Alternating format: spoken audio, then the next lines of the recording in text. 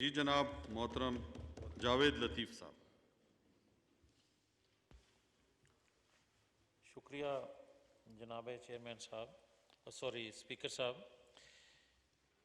میں دو تین چیزیں عرض کرنا چاہتا ہوں۔ پہلی بات تو یہ ہے کہ یہاں کرونا، یہاں پی آئی اے کا طیارہ حادثہ، یہاں ٹڈی دل پہ، یہاں نیب پہ، یہاں باقی ایشوز پر بات تو ہو رہی ہے، اور بدقسمتی یہ ہے کہ پاکستان میں جب انتخابات آتے ہیں تو حکومت میں جو آتی ہیں جماعتیں اس سے پہلے جب الزامات لگاتی ہیں ایک دوسرے پر،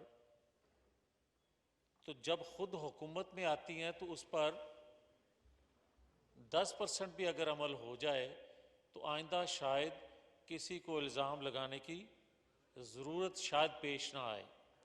مگر یہ واحد حکومت ہے جس نے جو الزامات حکومت میں آنے سے پہلے لگائے کہ یہ چیزیں ہمیں ورثے میں ملی ہیں، قرضہ ہو، خسارہ ہو، ڈالر کا ریٹ ہو، یا مہنگائی ہو، بے روزگاری ہو، بے گھر لوگوں کی بات ہو، یہ ساری چیزیں آج بھی 2 سال کے بعد ہم سن رہے ہیں، اور رپورٹ پر بڑا کریڈٹ لینے کی کوششیں ہوتی ہیں کہ فلاں کمیٹی بنائی، اس نے یہ رپورٹ کی، اس کا کریڈٹ اس حکومت کو ملنا چاہیے، یقیناً ملنا چاہیے۔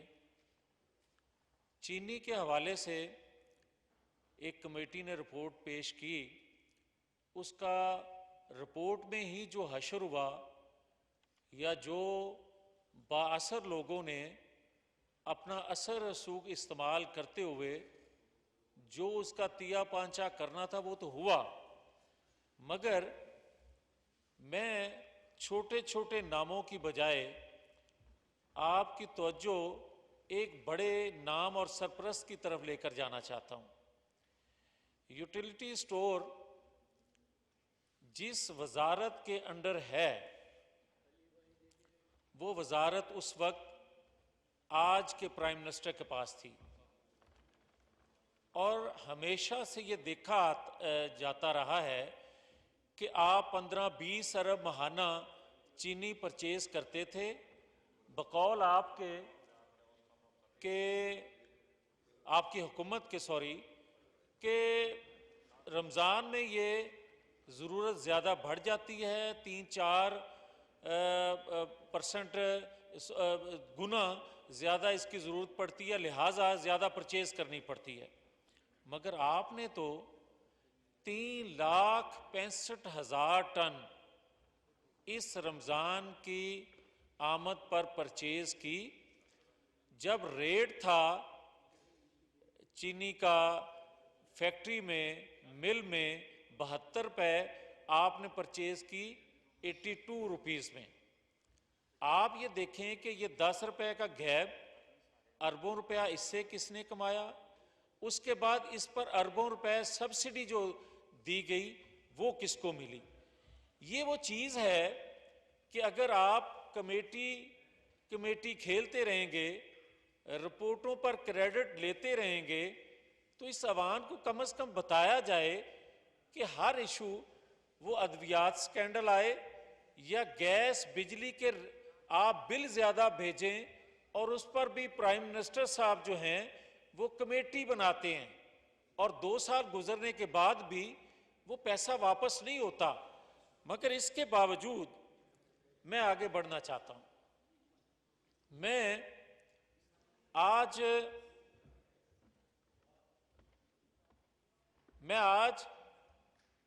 کوئی وہ بات نہیں کہنا چاہتا کہ اپوزیشن کہتی ہے حکومت غلط ہے، حکومت کہتی ہے کہ نہیں ان کے دور میں غلط ہوا۔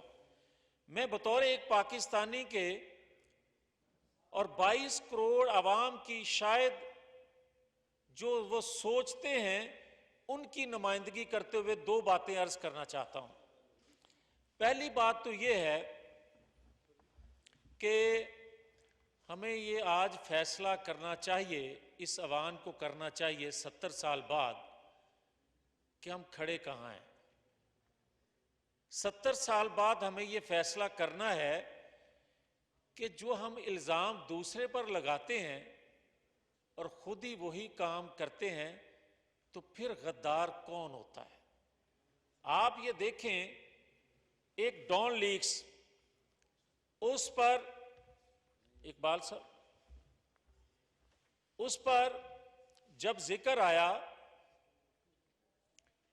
تو غداری کا سرٹیفکیٹ بانٹا گیا، اور ایک طاقتور ملک میں بیٹھ کر جب القاعدہ کو ٹریننگ تربیت دینے کا اعتراف کیا گیا تو اس وقت اس شخص کے لیے کون سا القاب انتخاب کرنا چاہیے تھا؟ مگر میں اس سے آگے بڑھتا ہوں، ایران میں بیٹھ کر پاکستان کی سرزمین کو اس کے خلاف استعمال کرنے کا اعتراف کرنا، افغانستان کی سرحد کو ہم مستقل کہتے ہیں، اس کو عارضی ماننے کا اعتراف کرنا یا اقرار کرنا یا اعلان کرنا، یہ کون کہتا ہے؟ اور اس کے بعد بات یہاں رکتی نہیں ہے۔ ہم یہاں ایک جشن مناتے ہیں کہ ہمارے پرائم منسٹر نے اقوام متحدہ میں بہت اچھی تقریر کی، ایسی تقریر کوئی کر نہیں سکا، یہاں جشن منایا اور 2 دن بعد مقبوضہ کشمیر پر قبضہ ہو گیا۔ مجھے یہ بتایا جائے کہ بات اگر غداروں میں تقسیم کرنی ہے کہ فلاں غدار ہے فلاں غدار ہے، تو یہ تو پاکستان کو ایٹمی قوت بنانے کی بنیاد رکھنے والے کو بھی غدار کہا گیا، جس نے اپنی جوانی کے 35 سال دیے اس ڈاکٹر قدیر کو بھی غدار کہا گیا، معافی مانگنے پر مجبور کیا گیا۔ اور بڑے افسوس سے یہ کہنا ہے کہ جس نے دنیا کا دباؤ قبول کر کے جس نواز شریف نے پاکستان کے دفاع کو ناقابل تسخیر بنانے کے لیے اپنی زندگی اپنے اقتدار کو داؤ پر لگایا، اس کے لیے وزیر ریلوے آپ کے کیا کہہ رہے ہیں، یہ شرم کا مقام ہے۔ مگر میں بات اور کرنا چاہتا ہوں، میں یہ کہتا ہوں کہ جب آپ جی جاوید لطیف میں صاحب۔ یہ کہنا چاہتا ہوں کہ جب آپ قومی لیڈرشپ کو چور ڈاکو کہہ کر نااہل کرتے ہیں اور وہ سلسلہ فیروز خان نون، حسین شہید سہروردی سے شروع کرتے ہیں جب آپ کے پاس کچھ بھی نہیں تھا، مادر ملت کو آپ غدار کہتے ہیں، اور یہ سلسلہ چلتے چلتے آج تک رکا نہیں ہے۔ یہ میں نہیں کہہ رہا، یہ جہانگیر ترین صاحب کہہ رہے ہیں۔ وہ کہہ رہے ہیں کہ نواز شریف کو جو سزا ہوئی، مریم نواز شریف کو جو سزا ہوئی، ان کو بیلنس کرنے کے لیے مجھے قربانی کا بکرا بنایا گیا۔ میں نہیں کہہ رہا، مگر پوری قوم تو کہہ رہی ہے۔ جہانگیر ترین اس جماعت کی اس حکومت کا میجر پارٹ ہیں، وہ کہہ رہے ہیں۔ اور میں جب یہ کہتا ہوں کہ توڑنے جوڑنے کا سلسلہ ختم ہونا چاہیے، تو پھر مجھے کہا جاتا ہے کہ اداروں کو کمزور کرنے کے لیے یہ باتیں کی جاتی ہیں، اداروں کو ٹارگٹ کیا جاتا ہے۔ تو پھر یہی بات جب پنجاب اسمبلی کے سپیکر، آج کی پنجاب اسمبلی کے سپیکر وہی بات کرتے ہیں کہ طاقتوروں نے میری جماعت کو توڑا اور پی ٹی آئی کو بنایا، تو پھر کیا اداروں کو مضبوط کرنے کی وہ بات کر رہے ہیں؟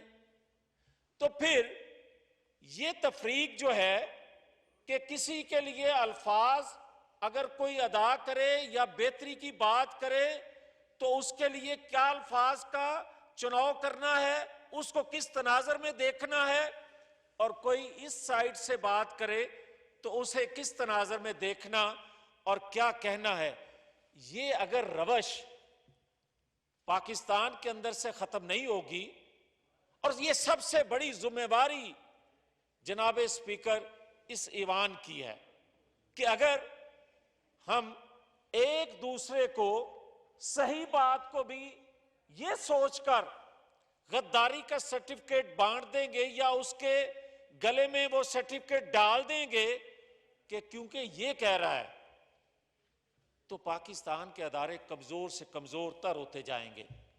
پھر آج جو بات کی جا رہی ہے کہ آزاد کشمیر کو خطرہ ہے، اگر آزاد کشمیر کو آج مقبوضہ کشمیر ہضم کرنے کے بعد بھی خطرہ ہے تو پھر پاکستان اندرونی طور پر کمزور ہے.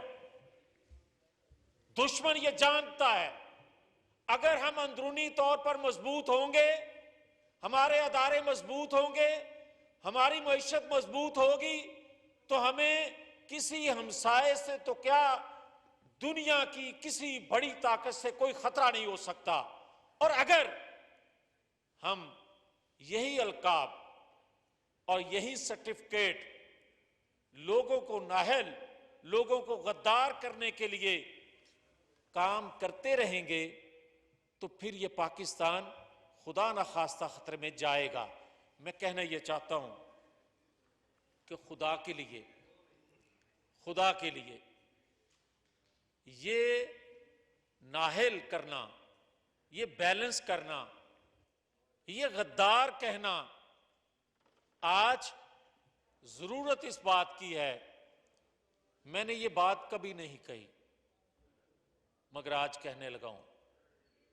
بطور پاکستانی مجبور ہو کر یہ بات کہنے لگا ہوں کہ ہم انتہائی خطرے میں ہیں، ہمارا وجود خطرے میں ہے. اگر ہم نے دشمنیاں پالنی ہے، اگر ہم نے ایک دوسرے کو نیچا دکھانا ہے تو پوری دنیا ہمیں اپنے پاؤں تلے روندے گی. مگر ایک دوسرے کی حقیقت کو تسلیم کر لیں، ایک دوسرے کو مان لیں، قبول کر لیں، ادارے اپنی حدود میں رہ جائیں. یہی بیانیہ اگر ہم بات کرتے ہیں تو اس وقت ہمیں کہا جاتا تھا کہ اداروں کو ٹارگٹ کرتے ہو. آج اگر ہم دیکھ رہے ہیں تو کہتے ہیں کہاں گیا بیانیہ. اس لیے یہ میں کہتا ہوں یہ ہماری سب کی ذمہ داری ہے، یہ پورے ایوان کی ذمہ داری ہے، یہ تمام پولیٹیکل فورسز کی ذمہ داری ہے، یہ اداروں میں بیٹھے تمام لوگوں کی ذمہ داری ہے کہ خدا کے لیے ہوش کریں، کہیں یہ پاکستان ہاتھ سے نکل نہ جائے. خدا را اس پر غور ضرور کریں. صحیح.